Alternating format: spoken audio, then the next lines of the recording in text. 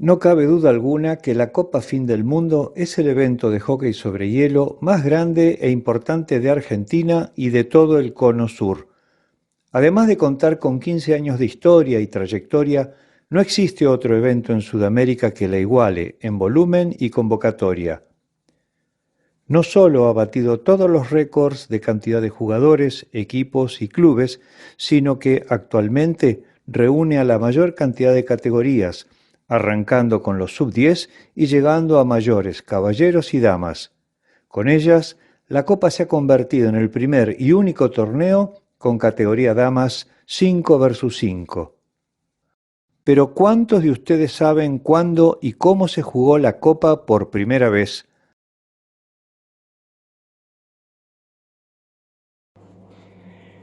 En el año 2005 podemos realizar la primer Copa Fin del Mundo. Se jugó en una cancha que estaba hecha con unos tirantes de 2x2 y la cancha tenía más o menos 30 metros de largo, 35 por 12. Esa era nuestra canchita con la que jugamos. El Zócalo tenía esas dimensiones. Para la primera edición de la Copa Fin del Mundo en el año 2005, para poder concretar ese viaje, ASEM no tenía la cantidad de chicos necesarios.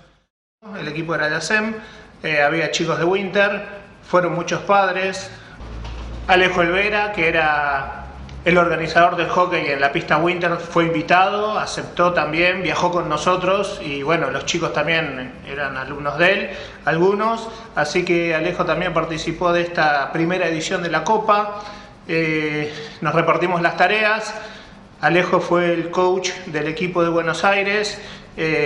Yo creo que tuve que dirigir unos cuantos partidos, pero bueno, eso era lo de menos. Había que hacer lo que había que hacer. Para la realización de la Copa Fin del Mundo para nosotros era como muy difícil porque dependíamos demasiado del clima, estábamos todo el tiempo chequeando las condiciones climáticas para ver si podíamos hacer o no. Los partidos arrancaban muy temprano, a las 8 de la mañana, la cancha se armaba de noche, íbamos todos los días a las 8 de la mañana a barrer la pista, a poner los palos, a poner las banderas, a recibir a los chicos porque no había vestuario, había un lugar muy pequeño para cambiarse y los chicos no entraban ahí. Así que teníamos un trineo, en el trineo subíamos toda la cancha, subíamos todos los palos y los llevábamos en el trineo hasta el fondo de la laguna, que era ahí donde se jugaba los partidos. Así que bueno, era armar y desarmar la cancha todos los días. La delegación estaba entonces en las cabañas del río Pipo, por suerte todos juntos, un lugar muy cómodo, muy agradable, pero estábamos alejados de la laguna.